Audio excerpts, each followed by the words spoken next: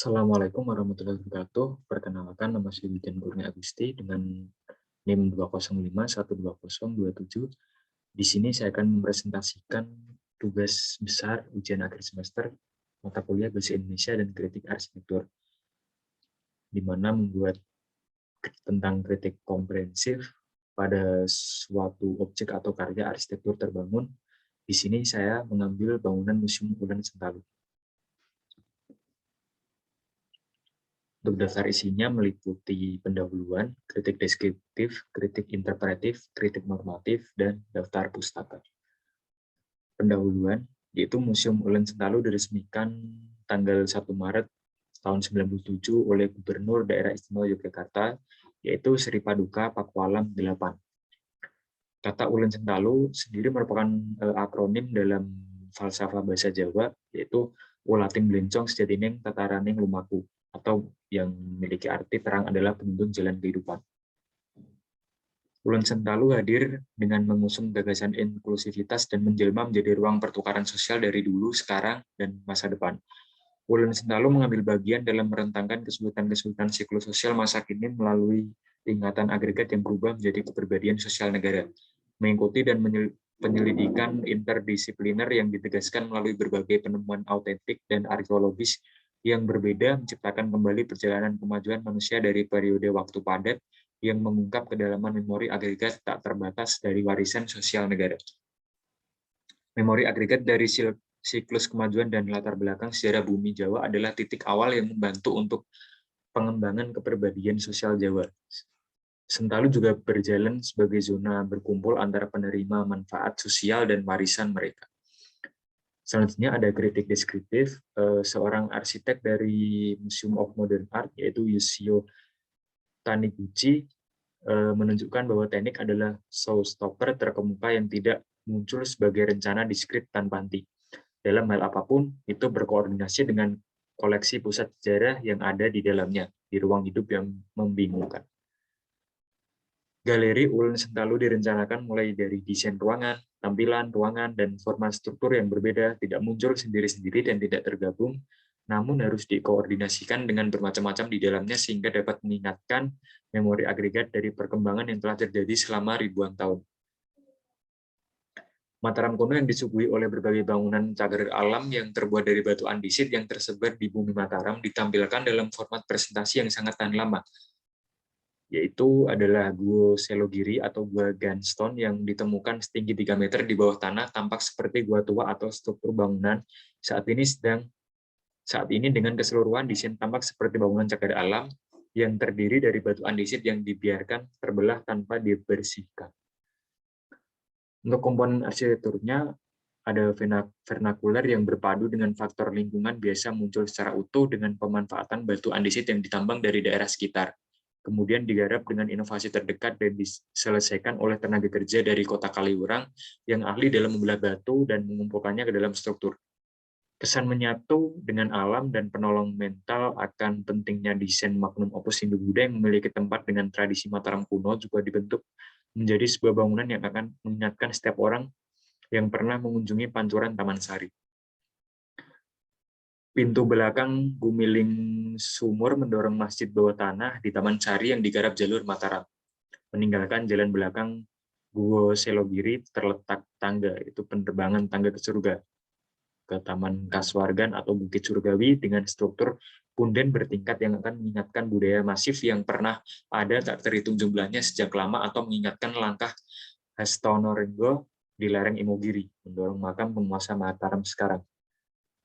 Sementara itu, Kampung Kambang yang terletak di atas air atau mengapung digarap agar menyerupai kota bangsa Kalang yang tinggal di ibu kota lama Mataram, sekarang atau Mataram Islam pada zaman pertama. Periode setelah pemahaman Giyanti, di kota gede dengan jalan-jalan yang ramping tampak seperti jalan belakang dan dibuat berkelana seperti struktur labirin Minoa. Tamu yang tidak mengikuti kunjungan tour guide atau guru akan efektif tersesat, karena seperti namanya sebuah labirin yang mampu menipu individu, namun dalam rencana ruang pameran diharapkan dapat menumbuhkan rasa ketertarikan.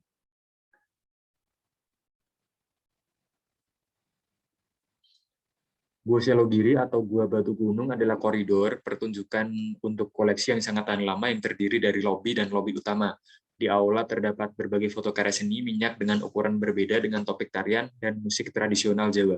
Desain presentasi dengan meletakkan setiap kanvas di dinding direncanakan untuk memberikan ruang persepsi dan prosemik kepada tamu yang ingin melihatnya dalam konteks dan tidak dari dekat. Di dalam ruangan juga terdapat sederet instrumen gamelan yang merupakan gambaran makna atau karya seni budaya Jawa, khususnya dari keraton.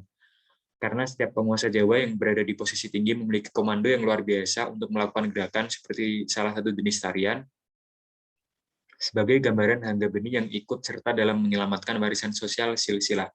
Sementara itu, menuju tepi ruangan yang merupakan titik tengah di mana setiap tamu yang setelah melewati pintu masuk akan segera melihatnya, sebuah kanvas berjudul Tari Topeng dipasang. Sekelompok musik gamelan yang sebagian besar juga menunjukkan pentingnya budaya Jawa karena perkusi adalah jenis musik paling tua yang memiliki tempat dengan hampir semua peradaban manusia di planet ini, dan mengingat bahwa negara yang berbeda masih mendasar. Budaya Jawa telah tumbuh sangat lengkap dan seluk-beluk. Di lobi utama terdapat kolom foto-foto narasi dan kanvas bertempat dengan keraton dan kuil-kuil yang bertempat dengan garis Mataram yang terdiri dari foto dan komposisi para bangsawan, penguasa, dan gadis-gadis kecil yang terhormat dari Keraton Surakarta Hadiningrat dan Mangkunegara Candi dari Solo, dan Keraton Ngayogyakarta Hadiningrat dan Candi Pakualam dari Yogyakarta. Menjelang akhir, Gua Selogiri terbentang tangga menuju Desa Kambang dan Taman Kasuarga. Yang kedua, ada kritik interpretif. Saat kita menginjakkan kaki di kawasan Museum Ulen Sentalu, kita akan disuguhi dengan udara sejuk yang mencapai 15 sampai 25 derajat Celcius dengan lingkungan yang tenang yang berpadu dengan alam landai yang menyelimuti sekaligus memberi rasa harmoni, kenyamanan, dan ketenangan. Seluas 1,2 hektar yang sedang dibuat secara bertahap, di mana Museum Ulen Sentalu ditemukan. Masuk ke area pajangan galeri dan toko pengerjaan dan kafe sebagai belokan, tangga, dan labirin akan memberikan getaran sentimentalitas, pertimbangan, dan keunggulan. Beberapa bagian struktur dan komponen pelengkapnya seperti pintu masuk, dinding, taman, danau, mencerminkan keagungan budaya kekeluargaan yang telah ada sejak dulu. Berbagai jenis komponen struktur Jawa harus terlihat dalam format dan konstruksi bangunan bergaya Indis dan Paskamo yang berpadu menjadi satu kesatuan yang menakjubkan. Bermacam-macam terdiri dari karya seni, serta foto-foto figur otentik budaya Mataram Islam, sarang kain batik Forsten Landen, karya abstrak, patung sosial Hindu-Buddha, dan ragam etnografi masa Mataram Islam. Mereka menguraikan kisah keuangan pengerjaan, sejarah, dan budaya Jawa. Khususnya kisah para putri di kediaman kerajaan Mataram yang tidak diceritakan secara luas kepada penduduk secara keseluruhan. Yang ketiga, ada kritik normatif, 1.600 tahun atau secara signifikan lebih lama dari itu. Kerangka waktu itulah yang membentuk budaya Jawa yang ada dan kita kenal hingga saat ini. Perkembangannya melalui berbagai zaman, yaitu Mataram kuno, Medan, Kediri, Singosari, Majapahit, Demak, Pajang, serta Mataram dan keempat cabang sempalannya, khususnya Surakarta, Yogyakarta, Mangkunegaran, dan Pakualaman. Konsekuensi dari proses kemajuan yang bertahan lama masih merupakan kedudukan yang sangat tinggi. Sebut saja untuk situasi ini buku-buku lama yang berisi cerita rakyat, hikayat sejarah dan organisasi negara, informasi, dan nasihat yang bermanfaat hingga harapan. Contohnya Baratayuda, Negara Kertagama, Pararaton, Babat Tanah Jawi, Selat Centini, Selat Wedatama, dan Selat Kalatida. Selain itu, ada juga berbagai pajangan sebagai bangunan komposisi yang megah dan kaya akan hiasan cantik. Candi Borobudur, Candi Prambanan, Candi Sewu, Candi Penataran, Pasarian Raja Mataram di Imogiri, serta Istana Air Taman Sari. Kita harus bersyukur bahwa sejumlah besar warisan sosial yang substansial ini telah dijaga dengan sangat baik hingga saat ini. Namun, selain warisan sosial yang cukup besar, ada juga warisan sosial yang sulit dipahami. Warisan sosial teoretis menggabungkan sebuah artikulasi, informasi, penggambaran praktik, dan kemampuan. Kejadian tak terhindarkan pada periode globalisasi dan gelombang arus masyarakat yang dibawanya merupakan bahaya bagi warisan sosial Jawa yang sulit dipahami.